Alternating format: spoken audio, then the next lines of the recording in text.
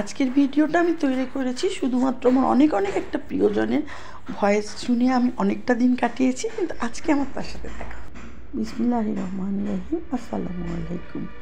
যেখান থেকে আমার ভিডিওটা ক্লিক করেছেন তাদের প্রত্যেকের প্রতি সম্মান রেখেই শুরু করলাম আজকের ভিডিওতে। আমার এতটুকু ইচ্ছা ছিল না ভয়েস ওভার করার, কারণ আজকের ভিডিওতে আমি শুধুই একজনের ভয়েস রেখেছি, একজনকেই রেখেছি যাকে আমি এতটা দিন মিস করেছি।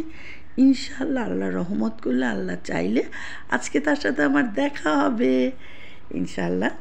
এই যে সেই মেয়েটা, যা ভার্চুয়ালি আমি যার সাথে একেবারেই কখনো আমার মনে হয়নি যে আমার দূরে, ওর ভয়েসগুলো বারবার শুনতাম, ভয়েসের ভিডিওগুলা, ওর এই হেঁটে বেড়ানো।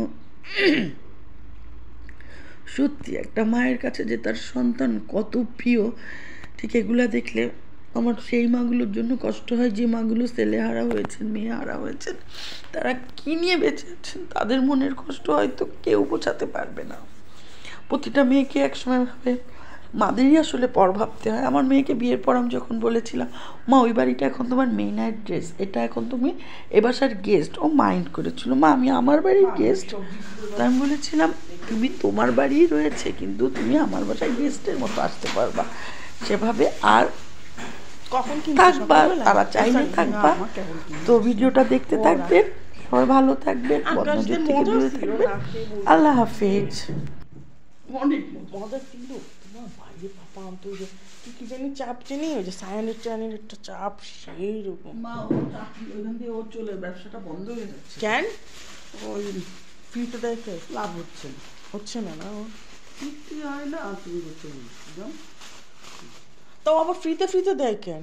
কি করবে, বিক্রি হয় না, সেই জন্য তো মালটা পড়ে থাকে। তারপরে দিন বাসিটা কি ভয়টা ঢুকে গেছে মা আমার ভিতর, আতঙ্ক ঢুকে গেছে।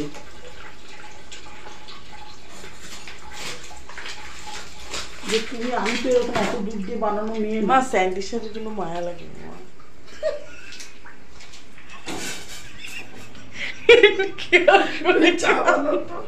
আমি দাঁড়ায় আছি, কারণ যে অবস্থা তোমার ফোন নিয়ে গেলে ওরকম, ও যখন বলতেছিল তখন আমি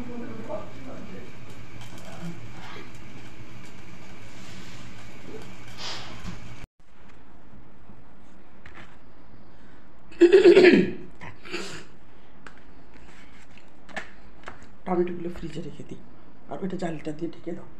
ঢেকে দাও না, আলগা রাখবো, দূরের গিয়েছি তো কিছুই না না না বাবা, আলগা রাখবো। এটা তো ধইনা পাতা না, আলগা রাখবো। না না না বাবা,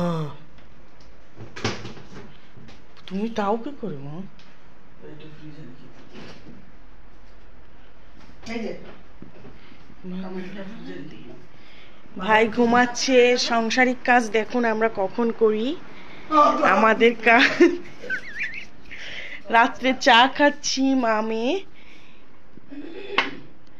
সাংসারিক কাজগুলো আসলে আমরা কখন করি, কিভাবে কাজটা আগিয়ে রাখি।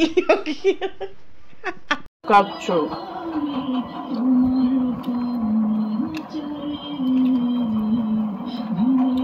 আস্ত রান দিয়ে, এই দাও দাও।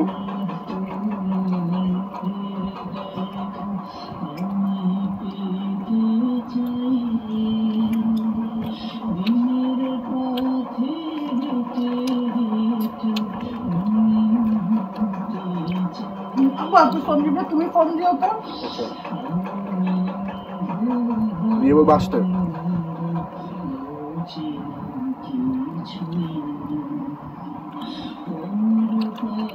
ফ্যান জ্বালাই দিত,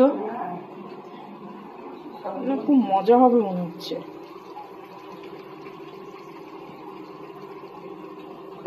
আমার ফোনে খুব সুন্দর হচ্ছে। প্রথমে আমি বলে দিচ্ছি, পেঁয়াজ বেস্তাটা করে সরিয়ে রেখেছি, আর এই চিকেনগুলো একটু লবণ দিয়ে মাখিয়ে 10 মিনিটস রেখে তেলে ভেজেও রেখে দিয়েছিলাম। তারপরে তেলের মধ্যে ঘি দিয়ে, পেঁয়াজ বাটা দিয়ে, পেঁয়াজ কাটা দিয়ে, রসুন বাটা, আদা বাটা অল্প দিয়ে, একটু শুকনো মরিচের গুঁড়া, লবণ দিয়ে, আর রেগুলার ওই যে রাঁধুনির যে মশলাটা দিয়ে ভালো মতো কষাতে হবে, খুব ভালো মতো কষাতে হবে। কষানোর পর চিকেনগুলো দিয়ে আস্তে করে ঢেকে রাখতে হবে। এদিকে তো পোলাওটা হচ্ছে। হ্যাঁ খাও খাও খাও তোমার পরোটাটা। হ্যাঁ তুমি আসো, চা বানাবেন তো আমি? আচ্ছা আসো তাহলে খেয়ে নি আগে, মজা করে এটা খেয়ে নি তারপর চা বানাবো। তুমি কি পড়ো? আমি আসো।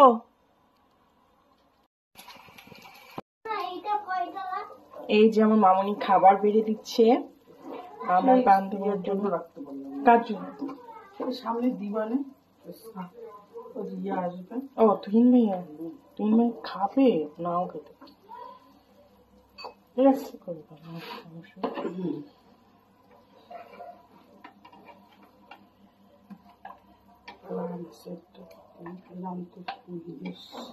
একটা রান্না নিতে একটা রান্না তিন ভাই